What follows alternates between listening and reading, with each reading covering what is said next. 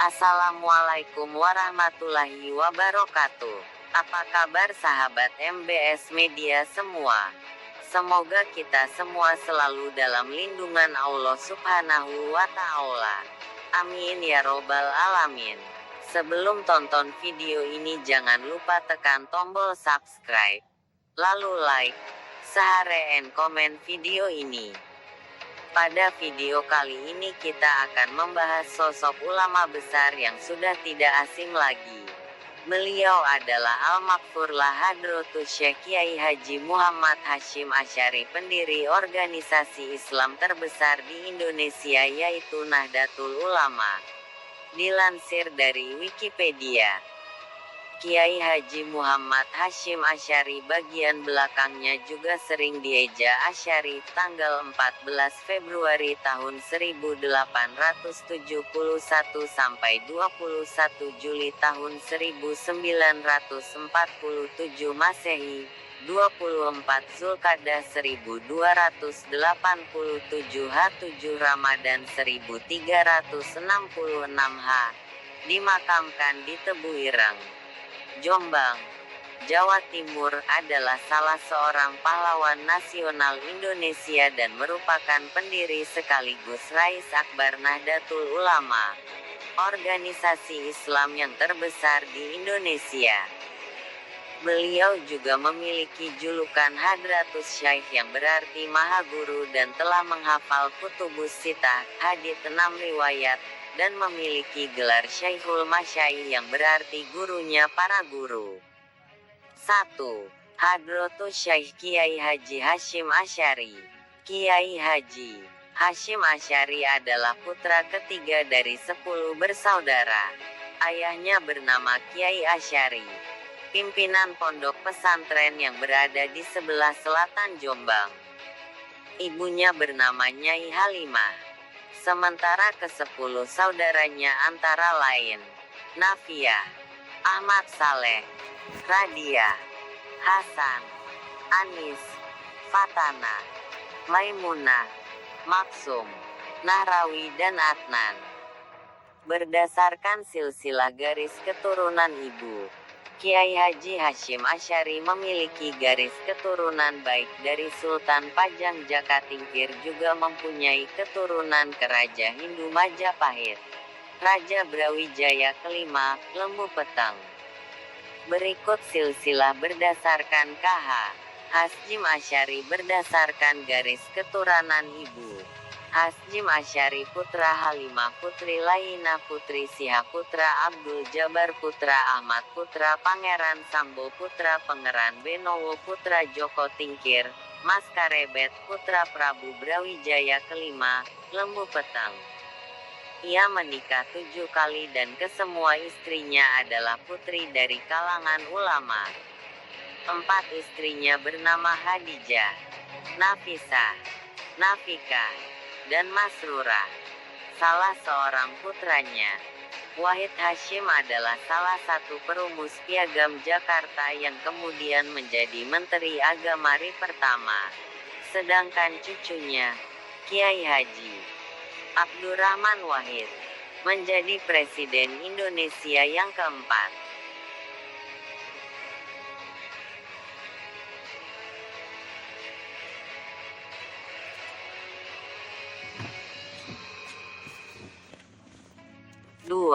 Pendidikan Hadratus Syekh KH Hasyim Asy'ari belajar dasar-dasar agama dari ayah dan kakeknya, Kiai Usman, yang juga pemimpin pesantren Gedang di Jombang.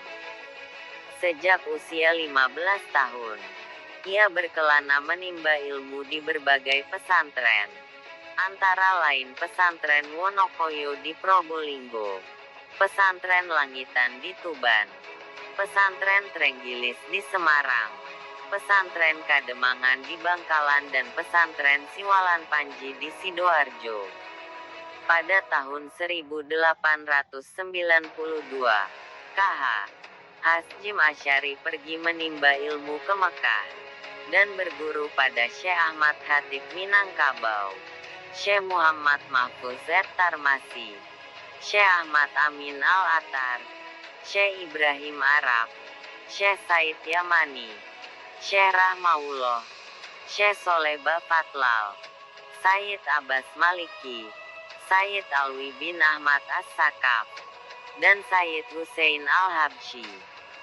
Di Makkah, awalnya KH Hasyim Asy'ari belajar di bawah bimbingan Syekh Mahfuz dari Termas Pacitan, yang merupakan ulama dari Indonesia pertama yang mengajar Sahih Bukhari di Makkah.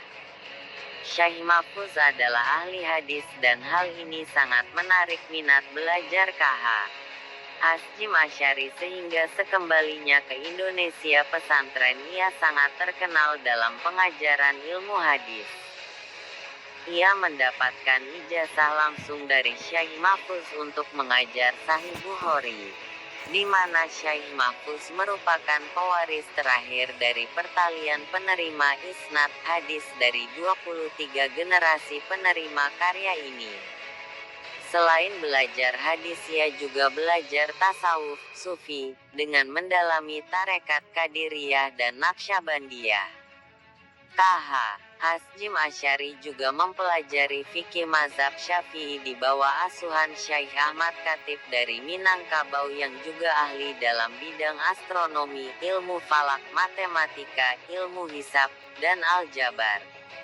Pada masa belajar pada Syekh Ahmad Khatib inilah KH Hasyim Asy'ari mempelajari tafsir Al-Manar karya monumental Muhammad Abduh.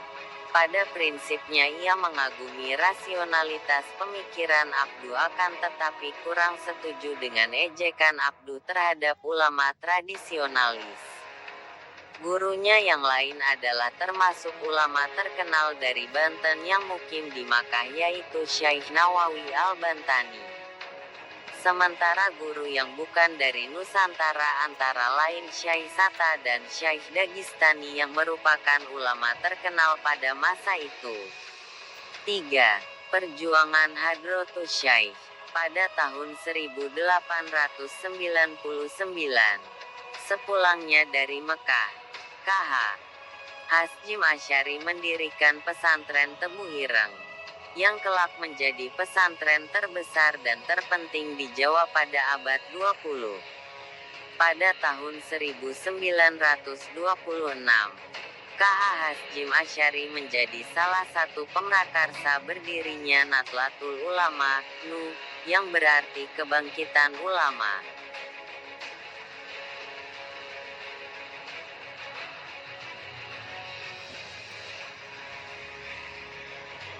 4. Mendirikan Nahdlatul Ulama. Terbentuknya NU sebagai wadah Ahlussunnah wal Jamaah bukan semata-mata karena Kiai Haji Hasyim Asy'ari dan ulama-ulama lainnya ingin berinovasi.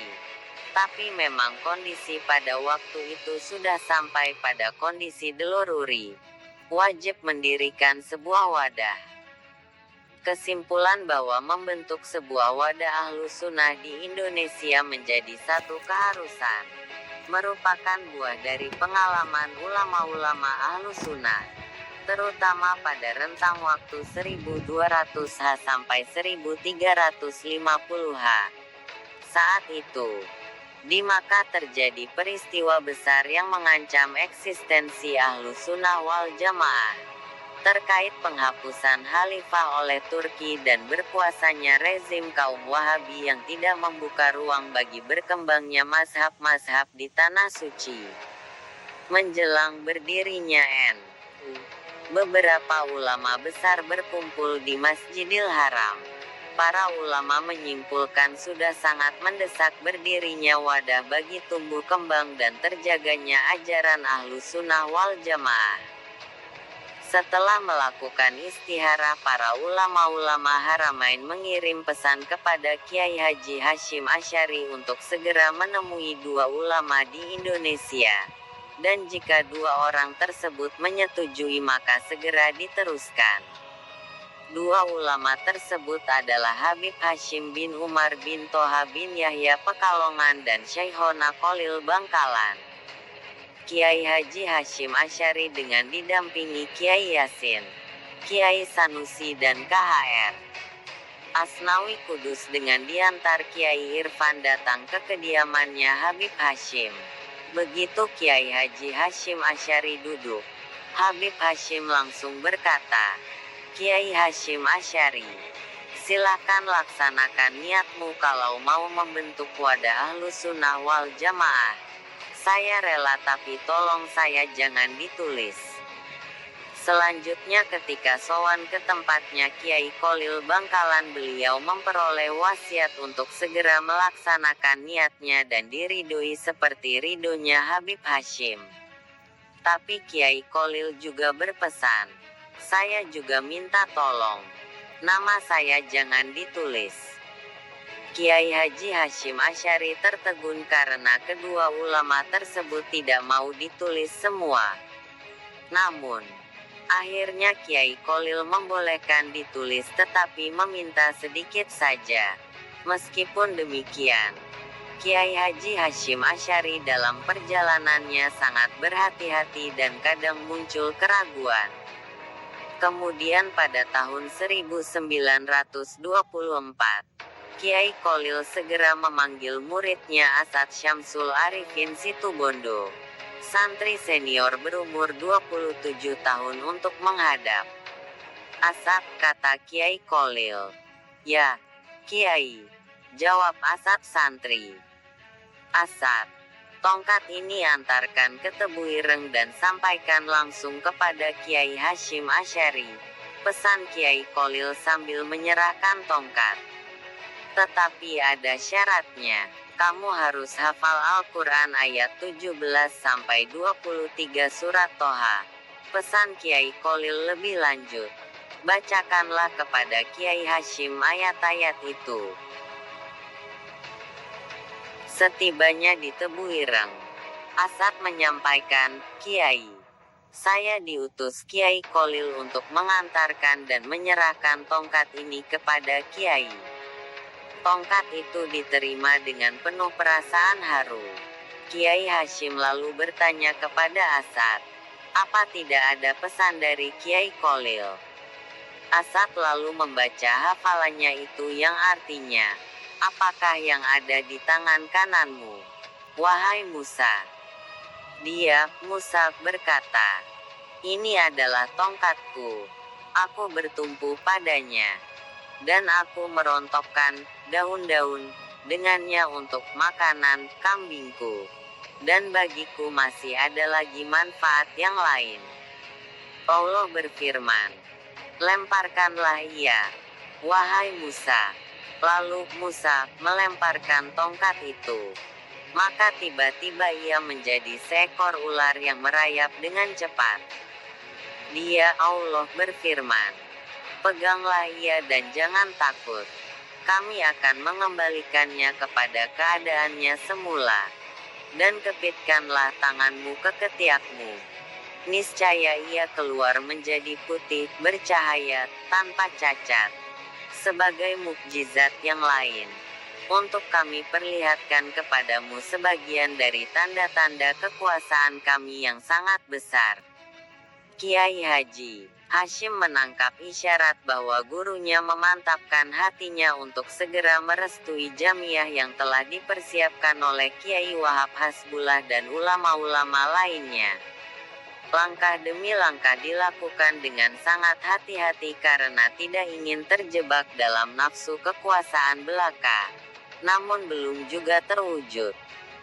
Setahun kemudian Kiai Kholil mengutus Asad sowan lagi ke Tebu Ireng untuk menyerahkan tasbih dengan diikuti bacaan salah satu Asmaul Husna, yaitu Ya Jabar Ya Qoha sebanyak 3 kali.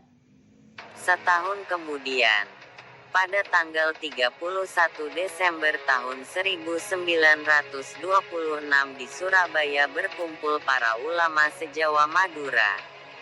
Mereka bermusyawarah dan sepakat mendirikan organisasi Islam Jamiyah Nahdlatul Ulama di Indonesia.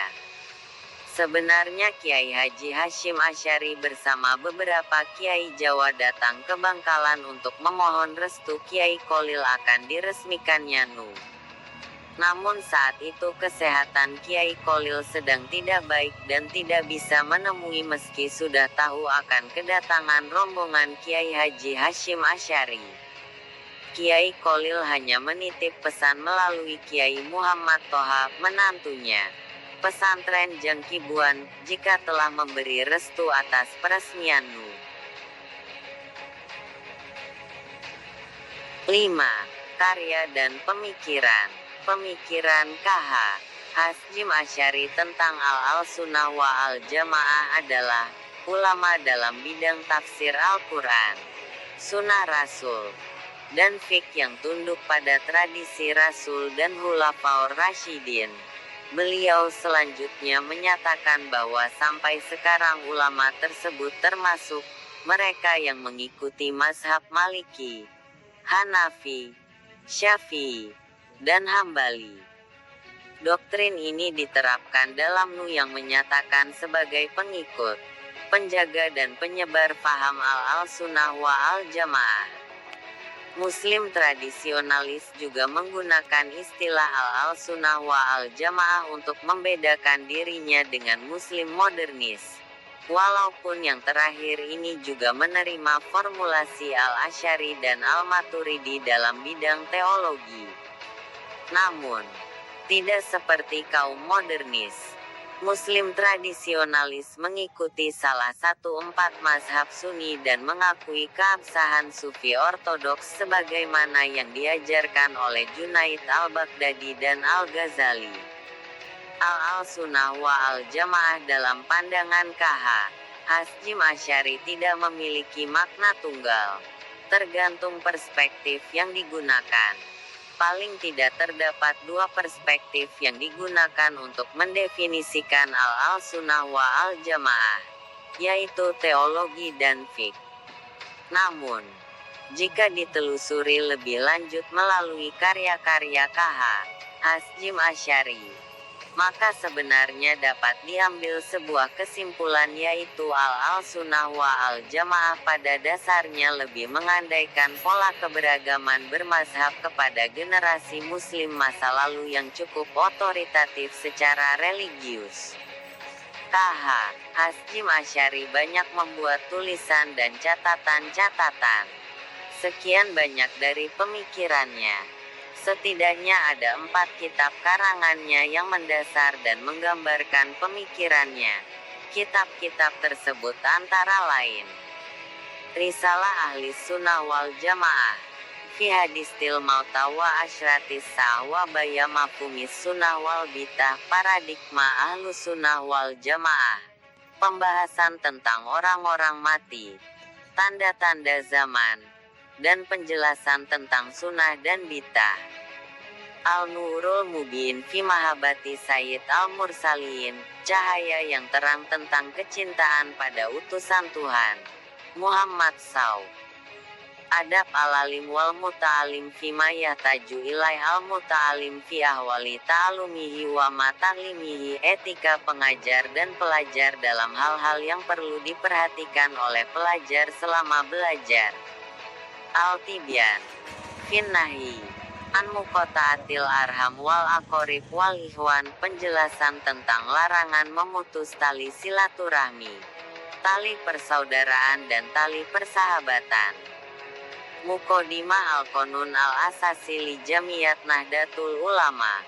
Dari kitab ini para pembaca akan mendapat gambaran bagaimana pemikiran dasar dia tentang Nu. Di dalamnya terdapat ayat dan hadits serta pesan penting yang menjadi landasan awal pendirian Jamiah Nu. Boleh dikata, kitab ini menjadi bacaan wajib bagi para pegiat Nu. Risalah fi Taqid al-Ahzi bi Mazhab al-A'immah al-Arba'ah, mengikuti manhaj para imam 4 yakni Imam Syafi'i, Imam Malik, Imam Abu Hanifah dan Imam Ahmad bin Hanbal. Tentunya memiliki makna khusus sehingga akhirnya mengikuti jejak pendapat Imam 4 tersebut dapat ditemukan jawabannya dalam kitab ini. Mawaidz adalah kitab yang bisa menjadi solusi cerdas bagi para pegiat di masyarakat. saat Kongres NUSI tahun 1935 di Bandung. Kitab ini pernah diterbitkan secara massal. Demikian juga Prof. Buya Hamka harus menerjemah kitab ini untuk diterbitkan di majalah Panji Masyarakat. Edisi tanggal 15 Agustus tahun 1959. Arba'ina Hadits Santata Alaku Bimabadi. Jamiyat Nahdlatul Ulama. Hidup ini tak akan lepas dari rintangan dan tantangan. Hanya pribadi yang tangguh serta memiliki sosok yang kukuh dalam memegang prinsiplah yang akan lulus sebagai pememang. Kitab ini berisikan 40 hadits pilihan yang seharusnya menjadi pedoman bagi warga Nu. Al-Tanbihat Al-Wajibat Liman Yusna. Al-Maulid bi Al-Munkarat. Kitab ini menyajikan beberapa hal yang harus diperhatikan saat memperingati Maulidur Rasul.